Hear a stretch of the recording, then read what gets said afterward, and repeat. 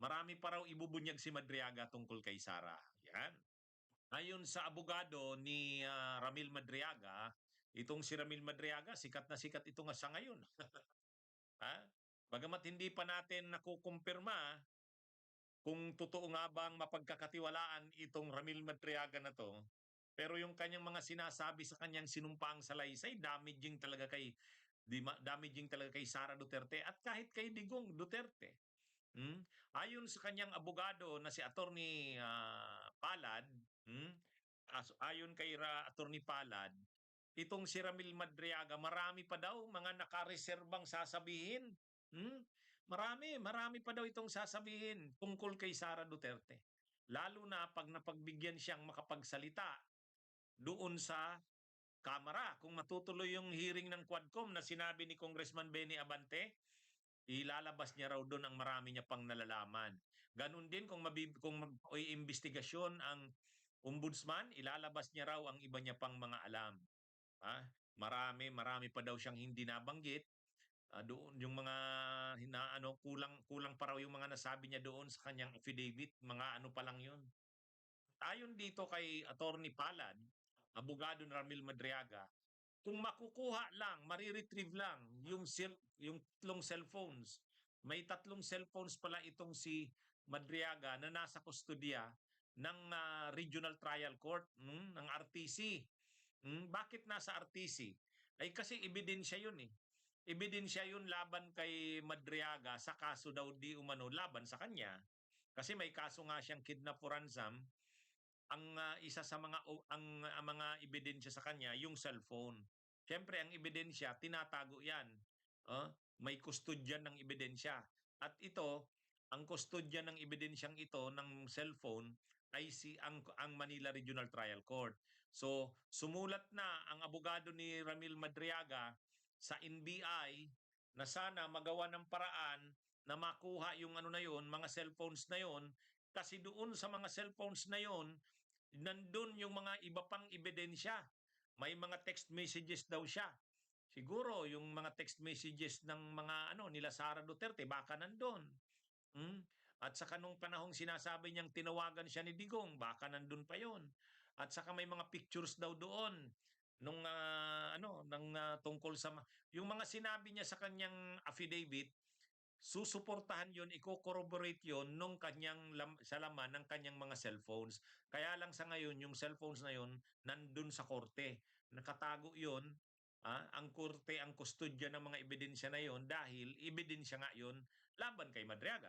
Pero sabi niya, mayroong mga laman yung cellphones na yon na patunay doon sa mga binabanggit niya sa kanyang testimonya, sa kanyang sinumpaang salaysay, yung kanyang sworn affidavit. Kaya sumulat sa NBI para kanyang abogado para kung pwede mapayagan na ma-request sa korte na makuha yung mga ebidensya na yon para ah, ma-clone. Yung ibig sabihin yung laman ng nasabing cellphone ay ma-clone ng NBI kasi nandun yung mga ebidensya. Kaya matindi yan, ano? Pag lumabas nga naman yung mga cellphones na yan at nandun pala yung mga palitan ng mensahe ni Sara Duterte at saka ni Madriaga, matindi yan. Kapag nakita ngang totoo yang sinasabi na yan, na yung cellphones na yon ay naglalaman ng mga sensitibong mga ebidensya na magpapatunay, lalong magpapalakas nung kanyang mga sinabi doon sa kanyang sworn affidavit, kapag totoo yun, napatunayan niyan dyan sa cellphones na yan, ay talagang mahirap ang lagay nito ni Sara Duterte. Hindi lang si Sara Duterte, yung mga nababanggit pa doon. Ah, ayon kay Ramil Madriaga, mayroon daw. Nandun daw ang mga ebidensya. Sa pamamagitan ng kanyang abogado na si Attorney Palad, sinabi ni Ramil Palad na sinabi ni Attorney Palad na maraming ang ebidensya nandun sa cellphones. Kaya nabasa ko yung sulat eh. Nabasa ko yung sulat ni Attorney Palad sa NBI. Papatulong sa NBI na mag-request sa korte na kung pwede ma-release muna yung yung cellphones na yon para makuha yung mga ebidensyang nandun. Yan, abangan natin yan mga kabunyog, mga kababayan. At nag-press con ngayon si Attorney Palad, ang topic nila ngayon sa press con nila, si Harry Roque. Kaya daw nakulong si Ramil Palad, kagagawan daw ni Harry Roque. Kasi noong February 2022, tinulungan umano ni Ramil Madriaga yung 17 magsasaka ng Mariveles, ng Orani, ng Bataan. Kasi kinakamkam daw nung Biancham Corporation ni Harry Roque, kinakamkam umano nito. Kasabwat ang mga Filipino-Chinese. Kasi pagtatayuan sana doon ng Pogo. Grabe, mahalawak yung pagtatayuan ng Pogo sana doon. Kasosyo si Harry Roque, yung kanyang Biancham Corporation, at saka yung mga Chinese na mga Pogo. Kaya lang, um, kinasuhan nga si Harry Roque sa ombudsman. Nila Palad, ay nila Ramil Madriaga. Kaya nagalit si Roque. Ginantihan umano sila ni Roque. Yan ay yung kidnap for ransom. Gawa-gawa daw yan na kaso. Anyway, willing daw si Madriaga na talagang isiwalat yung mga pinagagawa ni Harry Roque. Kasi, ano nga daw, gumanti lang daw sa kanya si Harry Roque nang kasuhan niya ito sa ombudsman. February 2022 nila kinasuhan si Harry Roque ng land grabbing nga.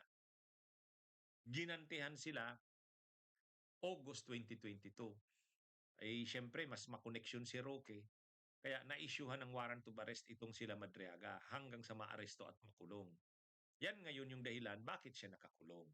Pero sabi doon sa press ko ni Attorney Palad, handa silang harapin yung issue na yan. Anyway, ang ano dito mga kabunyog, yung sinabi natin na marami pang alam si Madriaga. Yung kanyang cellphones, kapag nakuha daw yun, marami pang malalaman doon. Hindi lang daw, marami pang mga tao doon na nababanggi sa cellphones na yon na mga pinagkunan nila ng pera at yung iba naman pinagdilibera ng pera doon. Kaya napaka-importante daw ng cellphones na yon.